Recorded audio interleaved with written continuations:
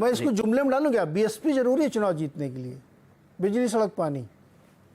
Dubey ji, mood off the nation क्या है? Mood off the nation क्या है आपके हिसाब से? जी देखिए, प्रदीप जी ने जो विश्लेषण किया है वो बहुत उम्दा है और उन्होंने बहुत बारीकी से सारी बातें रखी हैं। और मीडिया में जो आमतौर पे एक रुझान चल रहा है कि वो सोशल वेलफेयर यानी जो लाभार्थी वर्ग है उसके ऊपर बहुत ज्यादा मीडिया पे जोर होता है, लेकिन प्रदीप जी ने ये बताया है हमें अपने वक्तव्य में कि सोशल वेलफेयर की स्कीमें तो अपनी जगह हैं, लेकिन सरकार का सुशासन यानी जो सरकार पारंपरिक रूप से जिन जो सामाजिक और आर्थिक सुविधाएं, स्वास्थ्य और शिक्षा वगैरह की सुविधाएं जनता को देने का वायदा करती है, जो सरकार की बुनियादी जिम्मेदारी है संविधान पर, जिसके लिए सरकार चुनी जाती है, वो चीज बहुत महत्वपूर्ण है। ये प्रदीप जी ने इस बात को रेखांकित किया है, जो मुझे लगता है कि ये हम लोगों की चर्चा से आमतौर पर आजकल जो सार्वजनिक जीवन में विमर्श चल रहा है उससे वो बात गैरहाजिर है, मतलब जो है। तो ये मैं उनकी बात का पूरी तरह समर्थन करता हूं।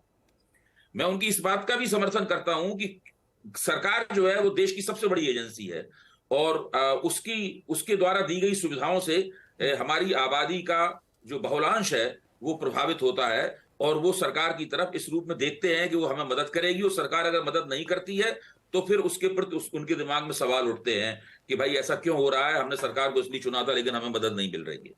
इसी उनके इस डिस्कोर्स से पूरी तरह सहमत रखते हुए मैं इसमें एक अपनी राय एक जोड़ना चाहता हूं। ये मेरी विश्लेषणात्मक राय है, मतलब ऐसी नहीं है कि कोई मेरे पास इसके लिए कोई आंकड़ा है। प्रदीप जी तो आंकड़ों के बादशाह हैं तो वो कह ही सकते हैं। तो मेरी राय इसके अंदर ये है कि हमारा जो 100 में 67% वोटर जो मतदान करते हैं, अंदाज लगा लें 2-3%, 5% इधर उधर इस बार भी वैसा ही होगा।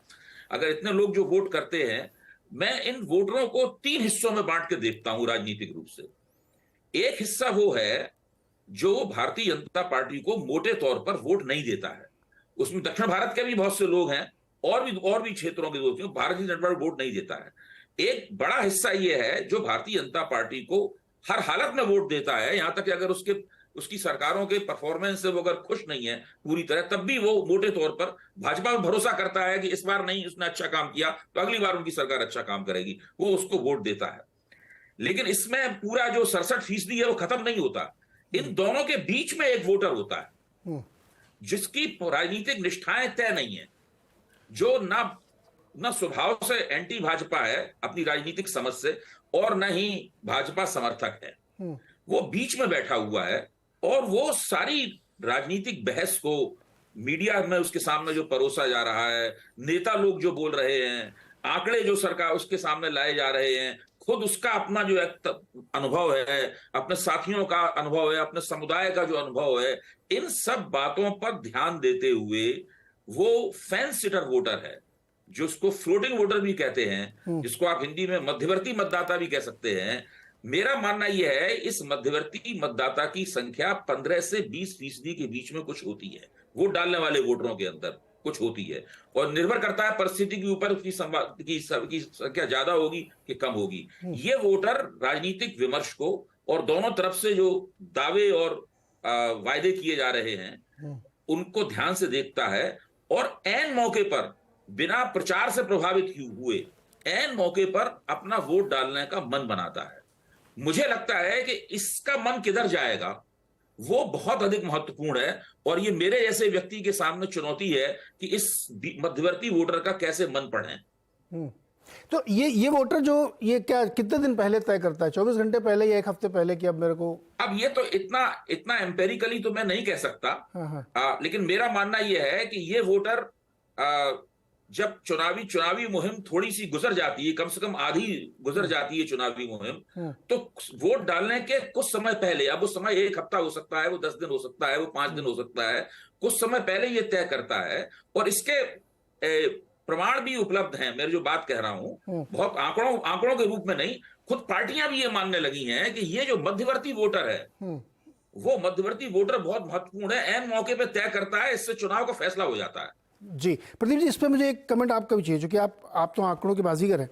ये जो फेंस का वोटर है या जिसको फ्रिंज वोटर कहते हैं, या जो अनडिसाइडेड वो अंत में तय करेगा, इस पर जो अभी अभय जी कह रहे हैं, ये कितना बड़ा होता है और ये कब अपना मन बनाता है? क्योंकि ये बहुत क्वेश्चन चलता है, मेरे मन में भी बहुत आता है कि चर्चाओं में हम लोग सुनते हैं कि एक वोटर ऐसा है जो बाद में तय करेगा, वो कितना बड़ा होता है और कितना प्रभावी होता है?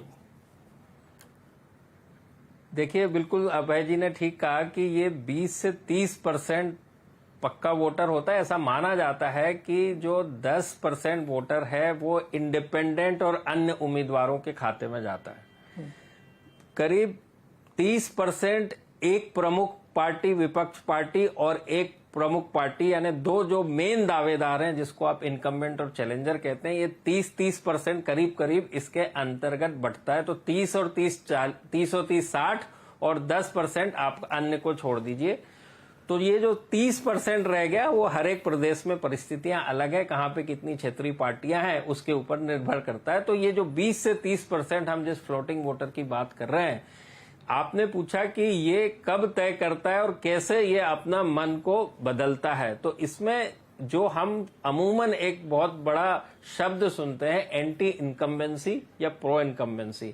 इसका मतलब है कि जो वर्तमान सरकार से, देखिए जरूरतें तो कभी भी पूरी नहीं होती, वो हमेशा चलती रहेंगी, इंसान है तो बाय एंड लार्ज यानी ये मान लें कि सरकार से खुश नहीं है तो नाराज भी नहीं है।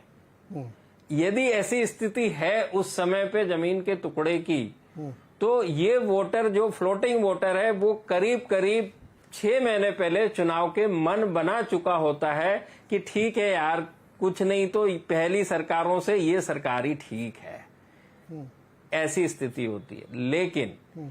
लेकिन यदि के स्थिति नाराजगी वाली है कि यार अब एन केन प्रकार एन कोई भी आए लेकिन ये जो सरकार है ये मुझे नहीं चाहिए, जिसको आप कहते हैं एंटी इनकम्बेंसी जिसको आप कहते हैं, यदि वैसी स्थिति होती है तो वो आखिरी दिन तक वेट करते हैं कि इसको तो नहीं लाना है। अब सवाल है इसको नहीं लाना है तो किसको लाना है? तो जो किसको लाने की बात है, जो विपक्ष की पार्टी है, नेचुरली उनका उम्मीदवार और उनका गठबंधन और वो सारी चीजें थोड़ी सी चुनाव के नजदीक आते आते, कहने का मतलब 2 से 3 महीने, 1 महीने पहले तो आचार संहिता घोषित हो जाते हैं चुनाव, 2 से 3 महीने पहले वो ये देखना शुरू कर देता है कि जो भी अपोजिशन पार्टी है उनमें अब कौन उपयुक्त है पार्टी के तौर पे। और पार्टी के तौर पे यदि उसको ऐसा लगा कि यार जो सामने नजर आ रहा है इससे तो पहले ही वाले बेहतर नजर आ रहे हैं, तो वहां पर असमंजस की स्थिति आती है। फिर दूसरी चीजें पिक्चर में आती हैं, वो होती हैं जातिगत समीकरण, सामुदायिक समीकरण की एक पूरे के पूरे समुदाय ने डिक्लेयर किया कि नहीं यार अभी इसको दे देते हैं, चलिए।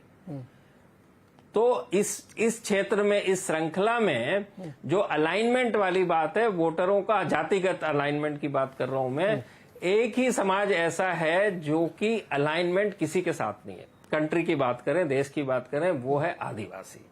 आदिवासी कभी भी आप नहीं पाएंगे कि किसी भी पार्टी या नेता के साथ अलाइंड है, और वो ही ऐसा है जो सबसे दूर है सरकार की सुविधाओं से, क्योंकि वो जंगलों में रह रहे हैं, आदिवासी है। वो इसीलिए किसी के साथ अलाइंड नहीं, उनकी कोई जाति नहीं है, उनकी है आदिवासी। तो वो एक बड़ा वर्ग होता है जो एकदम अंत में डिसाइड करता है। पहले वो बिल्कुल चुपचाप रहता है और देखते रहता है भाई, क्योंकि वो सबसे ज्यादा हाशिए पे खड़ा है, ये मान लीजिए बात।